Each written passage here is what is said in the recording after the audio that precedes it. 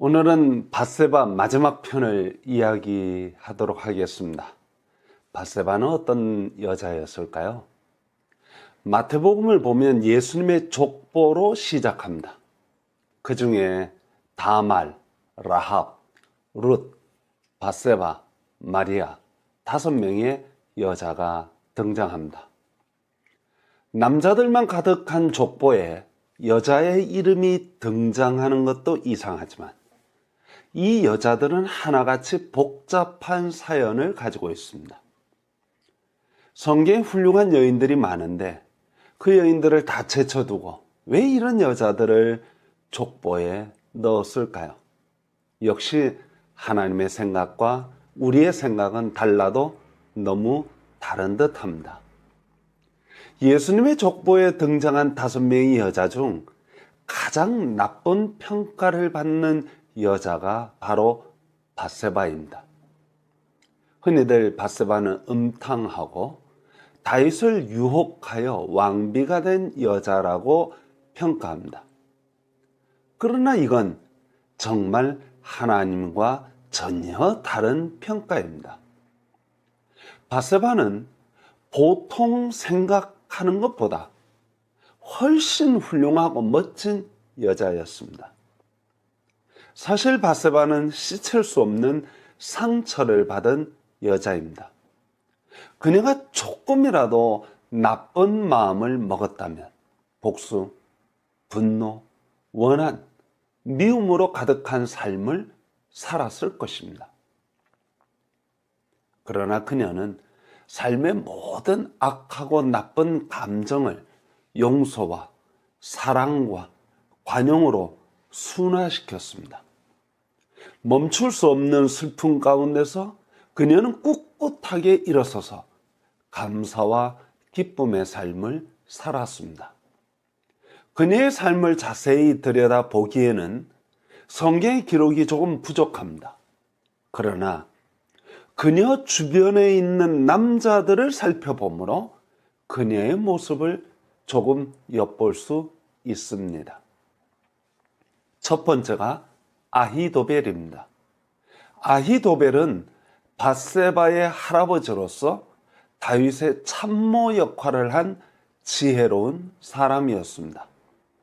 성경은 아히도벨이 베푸는 계략은 사람이 하나님께 물어서 받은 말씀과 같은 것이라 아히도벨의 모든 계략은 다윗에게나 압살롬에게나 그와 같이 여겨졌더라. 그렇게 기록하고 있습니다.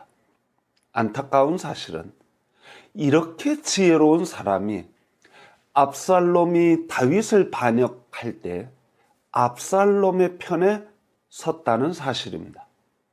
왜 그가 그런 결정을 했을까요?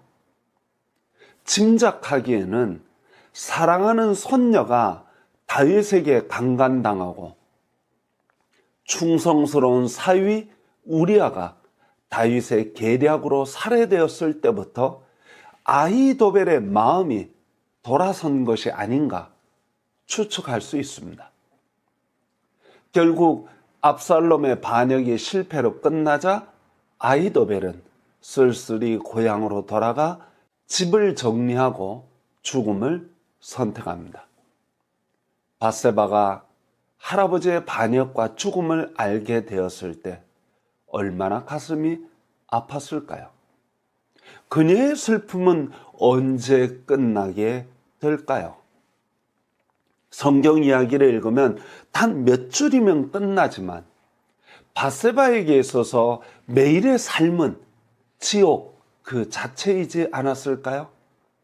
그녀가 어떻게 이 모든 슬픔과 고통을 견디었을까요? 두 번째 밧세바의 남자는 엘리암입니다.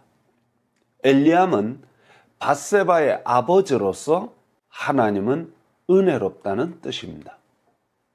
밧세바의 가정은 하나님을 경외하며 하나님의 은혜를 아는 가정입니다. 엘리암은 다윗의 30인 용사 중 한 명이었습니다. 그는 아버지 아히도벨이 반역자 압살롬의 편에 섰을 때 끝까지 다윗에게 충성했습니다. 아버지와 아들이 뜻을 달리한 것이죠. 아히도벨이 감정을 따랐다면 엘리암은 이성을 따랐다고 할 수 있습니다. 제가 보기에 밧세바는 할아버지보다는 아버지의 성품을 닮은 듯합니다. 그렇지 않다면 그녀는 감정에 휘둘려 제대로 된 삶을 살지 못했을 테니까요. 세 번째, 우리아입니다. 우리아는 이스라엘 족속이 아니라 헷 족속입니다. 우리아가 언제부터 다윗을 따랐는지는 알 수 없습니다.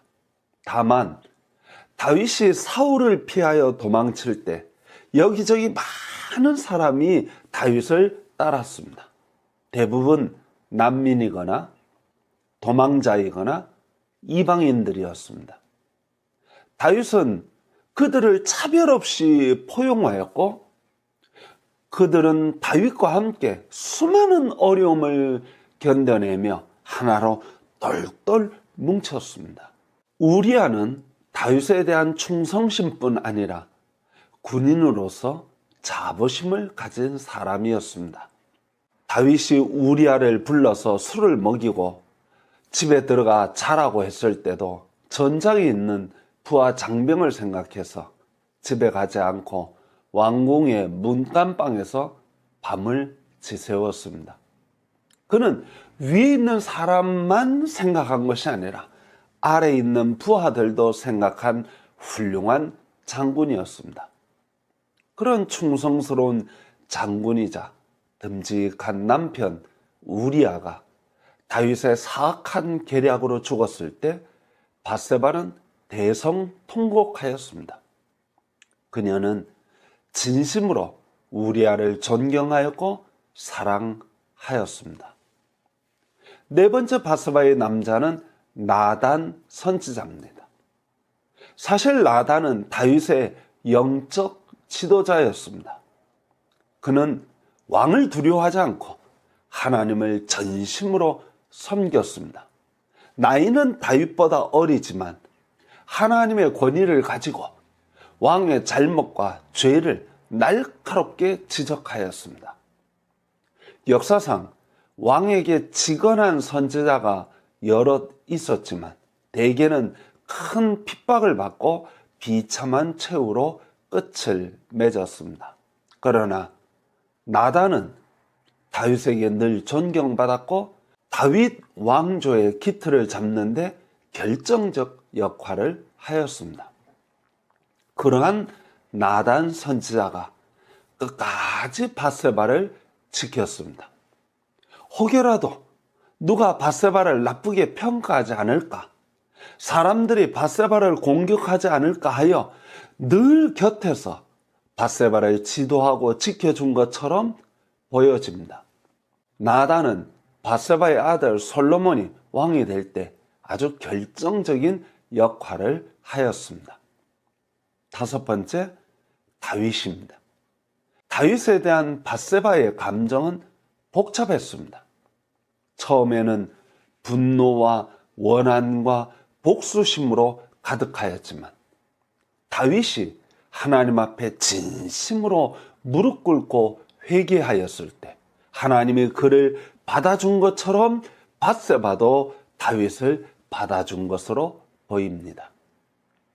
그를 용서하고 그를 남편으로 인정하고 받아주었다는 것은 밧세바의 그릇이 그 어떤 사람보다 크다는 것을 알 수 있습니다. 후일 다윗이 늙어서 모든 아내를 물리쳤을 때에도 밧세바는 예외였습니다. 밧세바 역시 나이가 들어서 예전의 미모는 사라졌지만 그녀의 지혜, 그녀의 여유, 포용력은 다윗에게 큰 힘이 되었습니다. 남자가 나이 들면요, 자신을 편안하게 받아주는 사람을 좋아합니다. 다윗은 밧세바와 국정을 상의하고 후계를 논의했습니다. 그만큼 밧세바는 신뢰할 만한 여자였습니다. 여섯 번째, 솔로몬입니다. 솔로몬은 바세바의 아들이자 이스라엘 역사상 가장 지혜로운 왕이었습니다.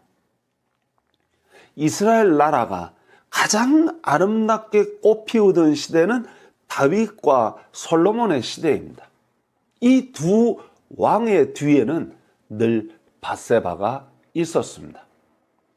바세바의 영향력이 살아있을 동안에 솔로몬도 하나님 앞에서 훌륭한 왕이었습니다. 그는 하나님께 일천번제의 제사를 드렸고 지혜를 구했습니다.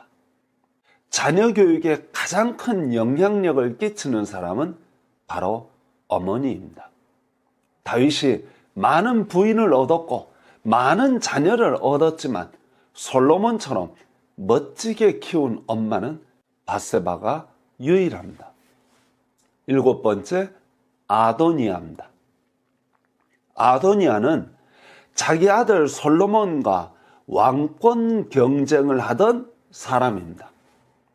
그가 결국 솔로몬에게 패배하였을 때 자신의 생명을 지켜주고 자신을 포용하여 용서해 줄 사람은 오직 바세바뿐임을 알았습니다.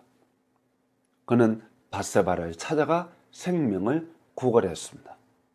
바세바는 적이라 할지라도 용서하고 받아줄 줄 아는 넓은 마음을 가진 여인입니다. 물론 아도니아가 분에 넘치게 아버지의 여인이었던 수냄 여자 아비삭을 달라고 요청했다가 결국 죽음을 맞이했지만 바세바의 성품은 충분히 짐작할 수 있습니다. 그녀는 삶의 커다란 장벽, 이를테면 슬픔, 고통, 미움, 분노, 원한, 복수 앞에서 주저앉을 수도 있었습니다.